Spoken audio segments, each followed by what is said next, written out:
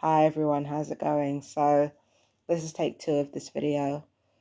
I wanted to talk about complex PTSD and the effects on targeted individuals. And in the first take, I tried to go back to my childhood to kind of explain the process of how I went from involuntary self-isolation to voluntary self-isolation. But I don't know if it matters all that much. The reason I wanted to talk about it was because I wanted to see my family in London for a celebration, for a party. It's my granddad's birthday tomorrow, and I wanted to go down to a party in London to see him. Or rather, emotionally, I wanted to go, but physically, I did not want to go because I had suffered with depression for a few weeks now. And the thing about me is that the way I deal with being a targeted individual is to self-isolate.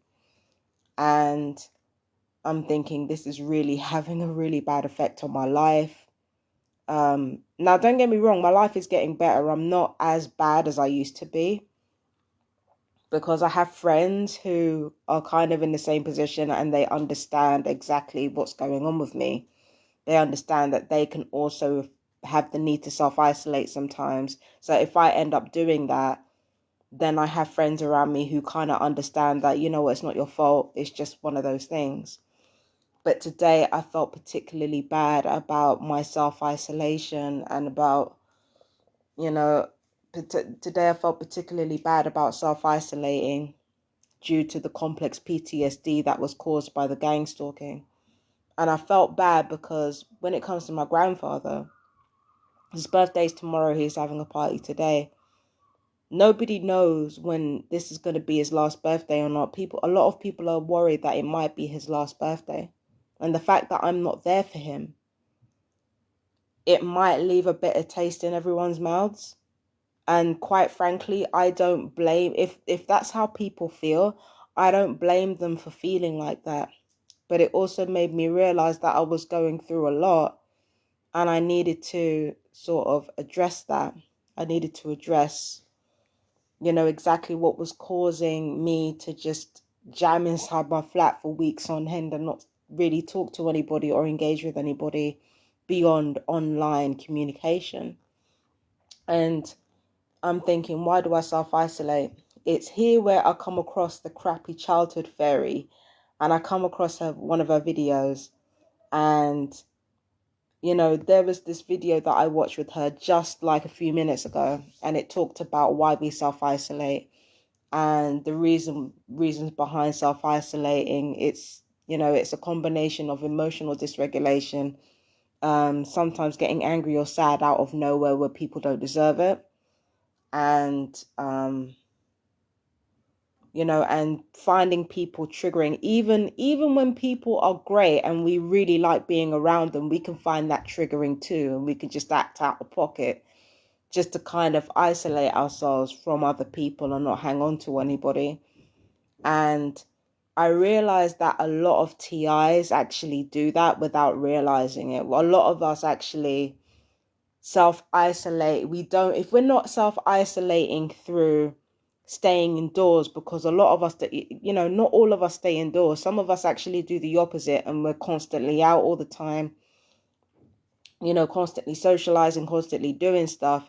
Not necessarily because they're coping with the TI stuff any better. It's just that that's what they know how to do. Some people cope through extroversion and some people cope through self-isolation. I'm one of those people that copes through self-isolation. And, when you're a targeted individual, you are deliberately being triggered by people every single day. And if it's not through street theater and psychological torture or cyber harassment, you're deliberately being triggered through electronic warfare. That's a lot to deal with. Like, even on a lower level, it's a lot for somebody to deal with. So it's little wonder why somebody would feel the need to self-isolate. The problem is when it starts to affect serious matters in your life, or it starts to get in the way of being there for people that truly need you. That's where I'm like, okay, well, I need to know where this is coming from so I can sort this out. So that's when I started realizing that a lot of TIs, we have complex PTSD and we self-isolate because if people are not accidentally triggering us, they're deliberately triggering us. So our thing is unique where we have all the symptoms of complex PTSD anyway, but those symptoms are being reinforced by psychological and physical torture against us. So it's so difficult. That's what makes it so difficult. We can't go back in our childhoods and blame past experiences by themselves for what's going on with us. The past experiences were bad enough, but now we have present situations to contend with on top of what we went through in the past. So what we're dealing with over here is double the amount of trauma, double the amount of just, sheer psychological weight. Like, we're dealing with this every single day. It's not even just in the past. Like, imagine as a 30-year-old, as a woman who's almost 40, right? I'm barely dealing with stuff that happened in the past when I was a kid. I'm barely able to get over stuff that happened 3 decades ago. So you can imagine the backlog of trauma that I've got behind me. As a targeted individual, not only do you have to deal with your childhood, you have to deal with what's going on now. Really imagine the backlog of all the trauma that you have to deal with. Now, like I said before, it happens in different ways. Some people cope through self-isolating like me. Other people cope through doing things all the time. Other people cope through like being detached. But whatever ways we find ourselves coping due to the trauma, make no mistake, it is down to the trauma, because trauma reveals who we are down to our core essence. It doesn't reveal the potential of who we are, but trauma reveals us down to seed level. So what we get of ourselves when we are bombarded with so much trauma, the seed level of who we are, that's what's inevitably revealed. In fact, that's the reason behind the trauma in the first place. The reason behind causing us this much trauma in the first place is to reduce us to seed level, or something maybe even smaller than that, so that there can be an intrinsic internal shift that they are able to engineer in order to control your behavior. That's the whole reason behind reducing you to seed level in the first place, or reducing you to your essence in the first place, to change you from within. We've already heard about how intergenerational trauma can be passed on. We've already know about how trauma can affect your DNA. So really, the whole purpose of being a target is to take all of that trauma and to reduce you to seed level and change you from the very fundamental building blocks of your biology and of your psychology, to change you completely from within, to turn you into what they want you to be. That's the whole purpose of their continual abuse against you. So really think about this. If you've been a target all your life, you've got a backlog of that bullshit to deal with from childhood, let alone everything that you have had to deal with in your teens, in your 20s, up to now. So there's a whole backlog to get through. And in the meantime, you're having to try to heal your coping mechanisms, or heal your responses to everything that you've gone through as well. So it's not an easy thing to do. And I realize that's exactly what I've gone through. I've gone through a whole backlog of fucking abuse that I have to deal with up until today. Up until today. There is a whole backlog of abuse that both I and other targeted individuals have been through. So, inspired by, the emotional turmoil that I had over deciding whether to go to a birthday party or not, that inspired me to kind of understand, okay, what's really behind the self-isolation and how can I get healthier? At first, I wasn't really responsive to what these crappy childhood fairy was saying, because I wanted to avoid being too self-indulgent and being too, because you do go through that defensiveness when you're told all your life that your problems don't matter, and you've been minimized all your life. Like when it comes to emotional pain and physical torture, when you find yourself, you've been minimized all your life, and you hear somebody telling you, well, this is what's happening to you, and you are going through this, and you are going through that, and you are not to blame. This is something that's happening to you. You can't deal with this. You can't deal with this.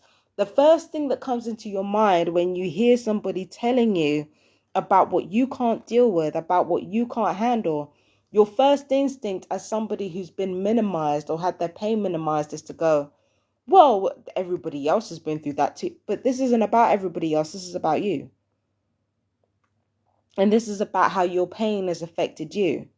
So when you're listening to the crappy childhood fairy or any therapist talking about complex PTSD and the effect that it's had on you, the tendency, if you have been minimized your entire life, the tendency is going to be to minimize your own pain. Not only because of how other people have conditioned you, but also so that you don't feel the full weight of the anger that you feel knowing what's been done to you.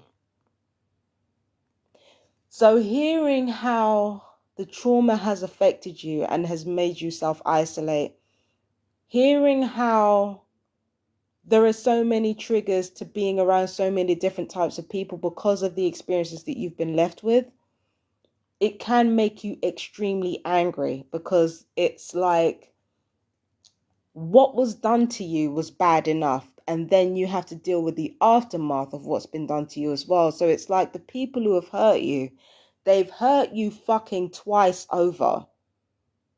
So it's like you have to deal with that. They've hurt you twice over, 3 times over even. So you have to deal with that compounding on top of one another. You know, that's one of the reasons people minimize. If you have to really let it sink in exactly how much this shit has affected you and exactly how much has been taken away from you because of everything that's been through. Like there's so much anger. There is a murderous amount of anger that you can't use. So that's one of the reasons why when you hear how everything has affected you, you tend to minimize it, or you tend to go into vulnerable mode, or you just go numb, because it's like, I don't know how to process all this. I don't know how to process exactly everything that I've been through, what everyone has done to me, I don't know how to process all this. So there's just this rage that you don't know what to do with. That's one of the reasons people minimize. So for me, I had to push past all that in order to really, really hear what she's saying and let it sink in. The reason I'm not where I'm supposed to be right now is because of self-isolation. Why am I self-isolating? Because of not only abuse that's gone on in the past, but abuse that is going on right the fuck now. So the challenge is that because targeting is not going to stop, and because the cyber harassment is not going to stop, the psychological torture is not going to stop, the physical torture is definitely going to get worse as you get older. So the point is learning how to manage the triggers of when people use directed conversation or street theatre or electronic weaponry, learning how to deal with the triggers, to push past the triggers long enough to be able to function and to be able to take up opportunities that you need to take up, to be able to maintain a consistent lifestyle. It's about learning how to deal with the triggers in a healed way rather than running away from your triggers, which is all too easy to do.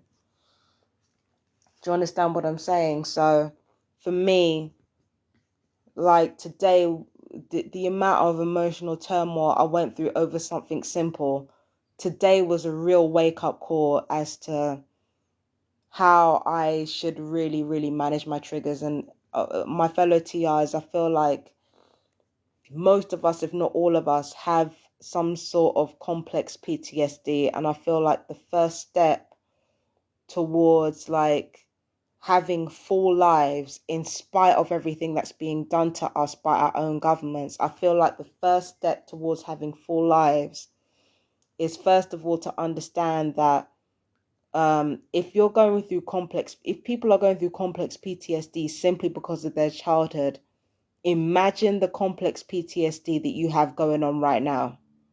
So the first lesson that we need to learn is non-judgment towards ourselves, because we're not just contending with past traumas and past issues. We're contending with current traumas and current issues, not even just by, our own families or our own friends. It's by our own government. There are microaggressions of all kinds that so many of us have to deal with. And it's not even just, there's, for some of us, there's racial microaggressions, gender microaggressions, sexuality microaggressions, sometimes even macro.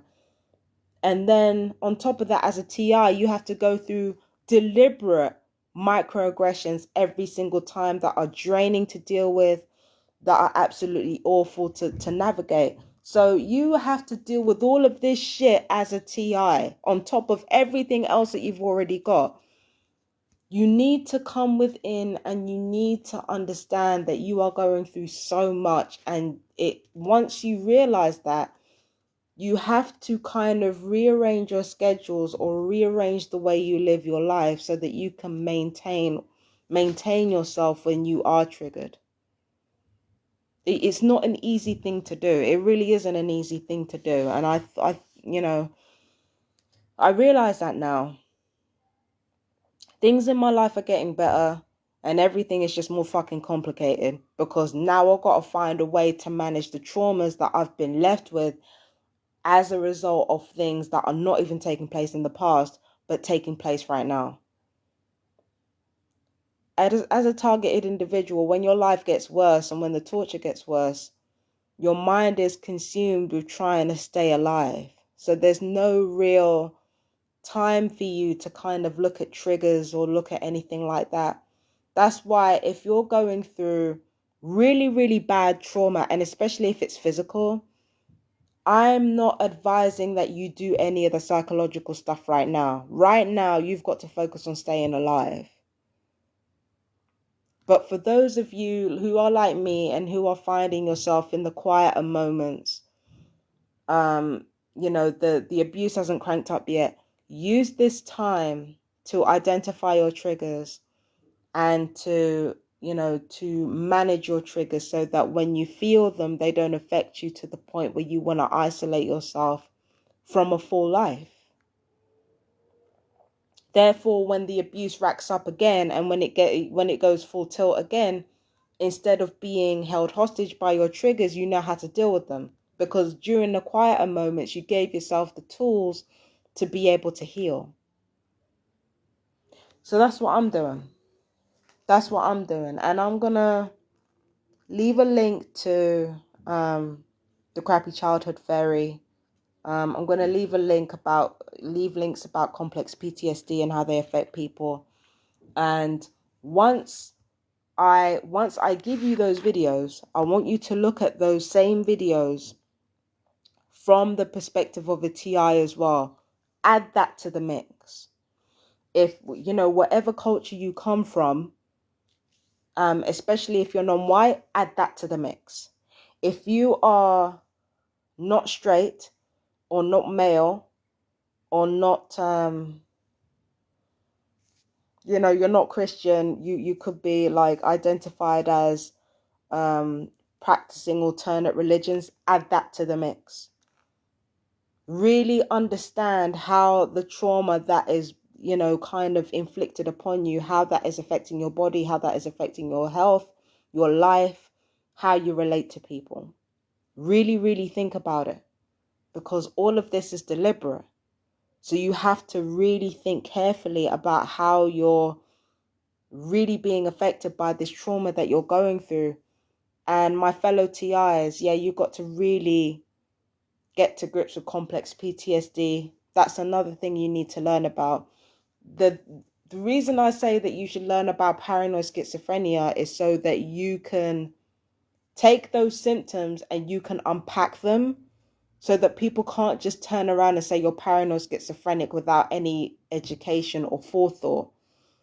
The reason why I'm telling you to study complex PTSD now is for the opposite reason. It's that, nobody gets by being tortured, and especially not that extensively, without having some form of complex post-traumatic stress disorder. There's just no fucking way. You're not going to be tortured every day by electronic weapons, or tortured through psychological harassment, or tortured through, through violation of your body. You're not going to go through all that and not go through complex PTSD. That's fucking impossible. So studying complex PTSD as a targeted individual is going to be important as well, especially seeing as, you've got people around you in close proximity who are dedicated to reinforcing those traumas anyway. It is so important and so vital that you understand them. So I'm going to leave the links in the description to the Crappy Childhood Fairy. She's just one of many people talking about the subject of complex PTSD. But when you look at the symptoms, you will realize how much they mirror our own lives. Do you understand what I'm saying? So, yeah, complex PTSD. Paranoid schizophrenia is useful to study because you're unpacking the lie behind what we're diagnosed with. Complex PTSD is useful to study. Oh, thank you, Laura. Complex PTSD is important to study because complex PTSD is what people who are abused are continuously afflicted with. And again, it's not just happening to us, it's intergenerational as well, because the way it works with TIs is that this shit is intergenerational. It does not stop with one TI. So it's useful to study complex PTSD and how intergenerational trauma affects the body through each generation.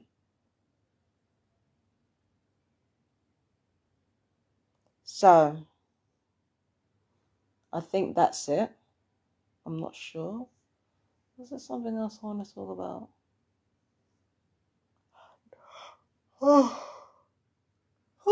No, I think that's it. I mean, I'm doing the daily readings now, so I've got to get back to doing that. But I am going to post the links. I don't know if I explain myself very well, but I'm going to upload the videos to this, to complex PTSD. Quite frankly, I think a lot of TIs are going to be able to relate to exactly what's going on there. So I've got to go. Peace and blessings, my fellow TIs. I love you so much. Bye-bye.